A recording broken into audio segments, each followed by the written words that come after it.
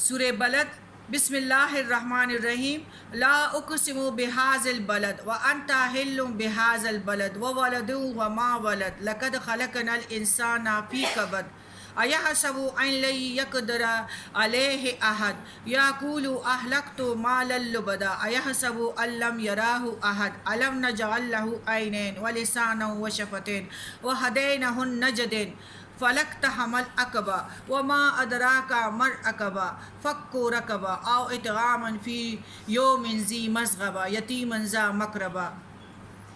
او مسکین ذا متربہ ثم کان من الذین آمنوا وتواصوا بالصبر وتواصوا بالمرحمہ۔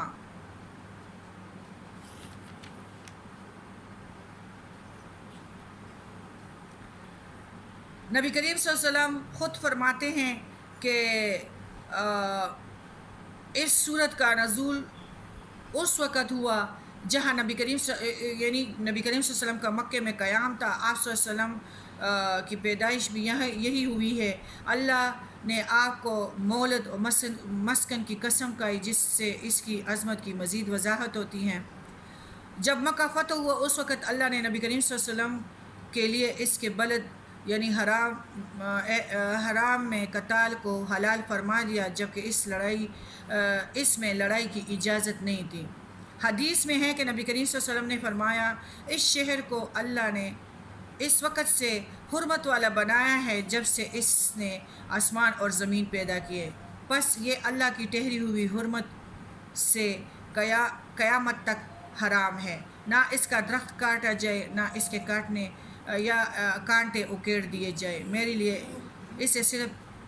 دین کی ایک ساتھ کے لیے حلال کیا گیا تھا، اور آج اس کے حرمت پھر بھی اسی طرح لوٹ آئی ہیں۔ اگر کوئی یہاں قتال کے لیے دلیل میں میری لڑائی کو پیش کرے تو اس سے کہو اللہ کے رسول کو تو اس کی اجازت اللہ نے دی تھی، جبکہ تمہیں یہ اجازت اس نے نہیں دی۔ صحیح بخاری، صحیح مسلم۔ اللہ تعالیٰ فرماتے ہیں کہ یہ گمان کرتا ہے کہ یہ کسی کے بس میں نہیں ہے۔ انسان کہتا پھرتا ہے کہ میں نے تو بہت مال خرچ کیا، یعنی فخر کے جس طرح لبدا جب دودھ خراب ہو جائے نا اور اس کی گٹھلیاں بن جاتے ہیں، ادھر تم نے آئس کریم کے بس بھی تقسیم کیے، یا تو بدعت میں ہے اور یا اس طرح ہے کہ ریاکاری ہے، یعنی کہ مجھے لوگ سمجھے کہ ہاں یہ بہت تقسیم کرتی ہیں دولت، ریاکاری یعنی کہ لوگ دیکھے واہ واہ۔ اللہ تعالیٰ فرماتے ہیں اور پھر لوگوں کو کہے کہ میں نے تو اتنا خرچ کیا، ایسے ایسے ایسے، مطلب اللہ کے اس میں دل میں اللہ تعالیٰ کی کوئی محبت نہیں تھی، آخرت کا کوئی وہ نہیں تھا، صرف یہ تھا کہ لوگ واہ واہ کرے کہ اس نے اتنا پیسہ خرچ کیا۔ تو اللہ تعالیٰ فرماتے ہیں یہ لبدا ہے، بس دودھ خراب ہو گیا، مطلب تجھے قبر کی آبادی، یہ خوشی، یہ جنت کے لباس اور ڈریس اور یہ نخرے یہ نہیں ملیں گے، کیونکہ وہ تو دودھ تم نے خراب کیا، تمہاری ریاکاری تھی کہ لوگ کہے کہ میں نے اتنا مال استعمال کیا اور اتنا میں نے دے دیا۔ یعنی جب دو بھی تو ایک ہاتھ کو دوسرے کو پتہ نہ چلے۔ اگر اعلانیہ دو تو اس کا مطلب یہ ہے کہ لوگ اعلانیہ پہ یعنی دوسرے لوگ بھی ذرا مائل ہو جائے کہ ہم بھی دے دیں، وہ الگ بات ہے، لیکن اللہ تعالیٰ دلوں کا بادشاہ ہے، اور ریاکاری پہ لبدا ہو جاتے، دودھ خراب ہو جاتا ہے۔ ایحسب ان لم یراہ احد، اور وہ سمجھتا ہے کہ اس کو کسی نے دیکھا ہی نہیں ہے۔ الم نجعل لہ عینین، کیا میں نے تم لوگوں کو یہ دو آنکھیں نہیں دیے ہیں؟ ولسانا وشفتین، اور جو یہ زبان اور ہونٹ دیے ہیں، تم اپنے دل کا جو ہے یعنی وہ بات کر سکتے ہو، کیونکہ دو ہونٹ مل جاتے ہیں۔ ایک تم لوگوں کی دانتوں کی خوبصورتی کے لیے ہے، اگر یہ ہونٹ نہ ہوتے تم لوگ انسان کو سب سے خوبصورت بھی بنایا ہے، اور تو تم کتنے برے لگتے۔ یہ والا بھی ایک زبردست تم لوگوں کو خوبصورتی عطا کی ہے۔ اور زبان اور ہونٹ نہیں بنائے، ہم نے دکھا دیے تم لوگوں کو دو رستے، ایک شیطان کا راستہ قرآن کے ذریعے سے، ایک برائی کا راستہ، ایک شر کا راستہ اور ایک خیر کا راستہ۔ فلک تحمل عقبہ، اللہ تعالیٰ فرماتے ہیں کہ نیکی کرنا، نیکی پہ جانا اور میری رضا اور مرضی کو پکڑنا اس طرح ہے کہ ایک دشوار پہاڑ پہ گزرنا۔ دشوار پہاڑ پہ جب جاؤ گے تیز تیز جاؤ گے، لیکن جب درمیان میں آؤ گے تو تھک جاؤ گے، اور یعنی کبھی ہاتھوں کے ذریعے سے، کبھی قدموں کے ذریعے سے، پیپڑوں کا زور بھی لگتا ہے، یعنی محنت اور مشقت کی طرف اللہ تعالیٰ نے اشارہ کیا ہے کہ اتنی مشقت کی ضرورت ہوتی ہے جو نیک کاموں کے لیے انسان کو شیطان کے وسوسوں اور نفس کے خلاف کرنی پڑتی ہیں۔ تو اس طرح ہے کہ اسی طرح یعنی بہت بڑے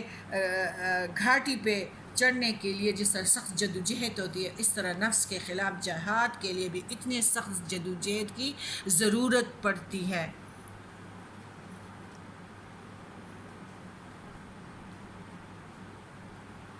اور اللہ تعالیٰ فرماتے ہیں کہ جس کا یقین ہو کہ مٹی سے آئے ہیں اور مٹی میں ریل ملیں گے، تو اللہ تعالیٰ فرماتے ہیں وہ اکثر، یعنی دیکھو جیلخانوں میں بھی اگر آپ جائیں نا تو مالدار تو ادھر نہیں ہوتے، سزا تو غریبوں کو ہوتی ہیں، ان کے پاؤں اور ان کے کپڑے دیکھنے کے ہوتے ہیں۔ بس کیا ہوتا ہے، ایک بیوہ کا بچہ ہوتا ہے، اس نے بھی کیا ہے، اور ایک کرنل کا بیٹا ہے کہ اس نے پلازے بھی خراب کر لیے ہیں، گراؤنڈ بھی خراب، ان کے لیے سزا نہیں ہے۔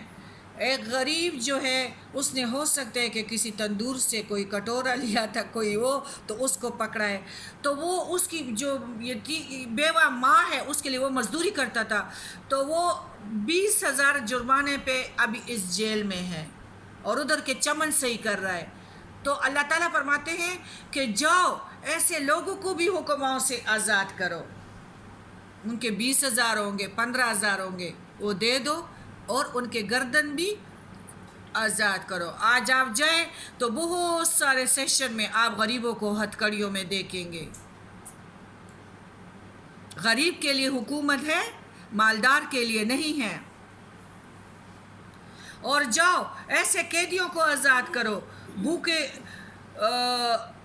بھوکوں کو کھانا دو، رشتہ دار یتیموں اور مسکینوں کو بھی کھلاؤ، اور یہ دشوار گھاٹی ہے، میرے طرف آنا ہے، پیپڑوں کا زور لگاؤ اور داخل ہو جاؤ میرے مرضی میں۔ اور جس کے ذریعے سے انسان جہنم سے بچ کر جنت میں